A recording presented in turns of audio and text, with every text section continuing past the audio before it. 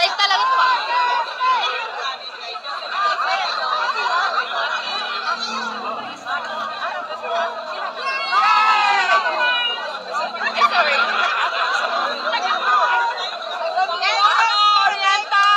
Sino mga magaling lumipad sa taga-Sitihon?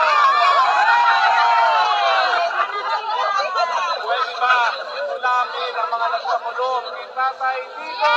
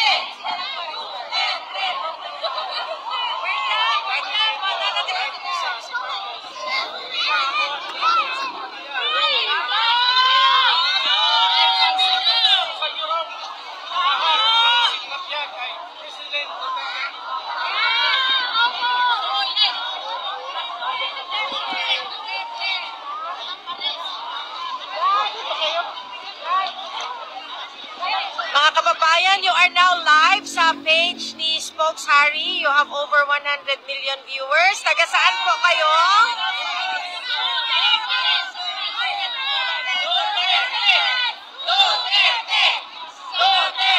Taga saan po kayo, ma'am? Paris. Ito po ang ating mga from Paris. Umihi pa yung iba para may power mamaya. Isang baso kayo galing sa Paris. May sponsor po ba yung ating bus?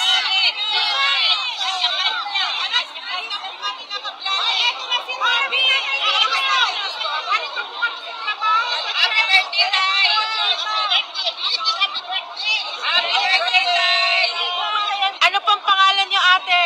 Ako, Roda Saire, from Dumaguete. Dumaguete. Batiin niyo po yung mga taga Dumaguete. Hello, Dumaguete City!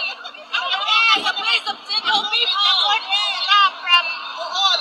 From Bohol. Batiin niyo po. Ma'am, pagbati sa atong mga kauban dito sa Bohol.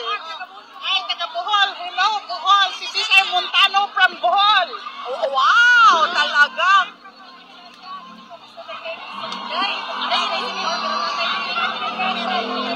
Happy birthday! Taga-Imos. Taga-Imos! Kayo.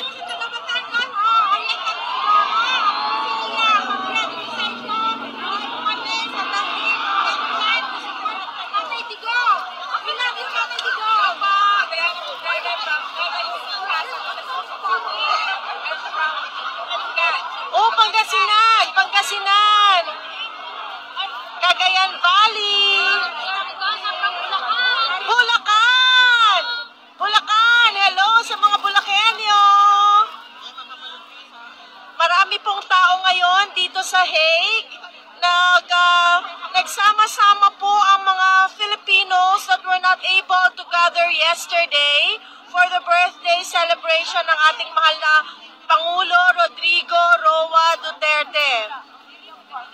So as we speak, it's around 11 in the morning and you will see na very festive ang activities dito. Ang ating mga kasama, they bring picnic and kanya-kanya po silang, kanya-kanya silang nagdala ng pagsasaluan.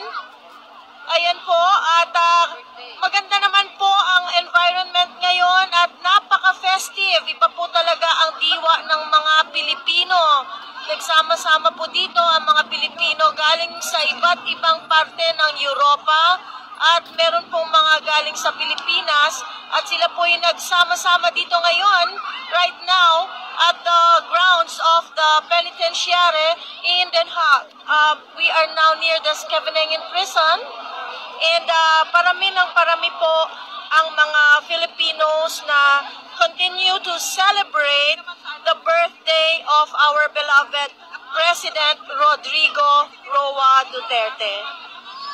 Sa kasalukuyan po, dumarating yung mga supporters at marami sa kanila naghihintay na dumating ang ating mahal na Vice Presidente Inday Sara Duterte. So, para pong Sunday picnic ngayon, yung mga kababayan natin, nagdadala ng mga pinagsasaluan. They bring their own Filipino flags. Ayan. At sila po ay nagsasalo-salo. Dala ang kanilang mga anak. Ayan.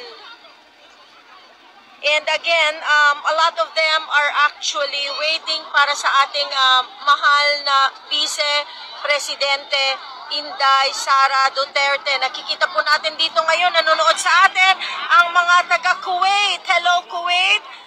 Maraming salamat. Also, ang mga from the Kingdom of Saudi Arabia. Shout out po from Santa Rosa, Laguna.